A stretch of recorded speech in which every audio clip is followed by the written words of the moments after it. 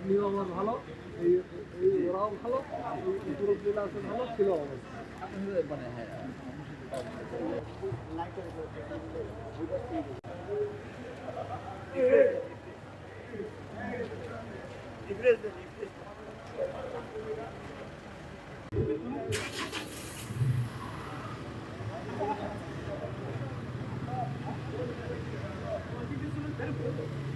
গতকাল আমাদের যারা আহত হয়েছিল স্পটে আমরা তাৎক্ষণিকভাবে আমাদের হাসপাতালে যাওয়া হয়েছে। তাদেরকে ভর্তি করানো হয়েছে। প্রাথমিক চিকিৎসা শেষে যারা মানে লঘু যারা আহত হয়েছিল তারা প্রাথমিক চিকিৎসা শেষে তার বাড়িতে গেছে আরকি।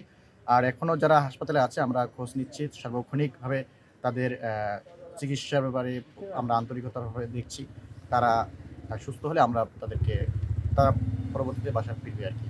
এক্সট্রিম মশার কয়েল প্ল্যান্ট ফাইবার দিয়ে তৈরি, ডেঙ্গু চিকুনগুনিয়া বাহি সহ যে কোনো মশার বিরুদ্ধে দেয় এক্সট্রিম সুরক্ষা। প্রশাসনের সাথে আমাদের কথা হয়েছে, তারা আমাদেরকে বিভিন্ন বিষয়গুলো ব্রিফ করেছে এবং আমরা আমাদের জায়গা থেকে তাদেরকে আমাদের কথাগুলো তুলে ধরেছি।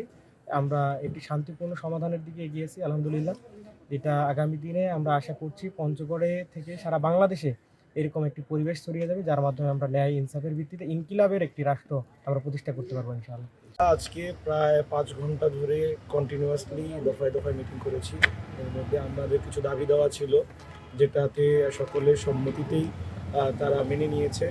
আমরা তাদেরকে বলেছিলাম যে গতকালকের যেই বিচ্ছিন্ন ঘটনাটি ঘটেছিল সেটার জন্য জেলা প্রশাসককে সরাসরি দুঃখ প্রকাশ করতে হবে তাদের অফিসিয়ালি, এবং সেনাবাহিনী পঞ্চগড় ক্যাম্প কমান্ডার পরবর্তীতে যেন এইসব বিষয়ে ঘটলে সেটা আন্তরিকতার সাথে দেখে, এই আশ্বাস তিনি আমাদেরকে দিয়েছেন।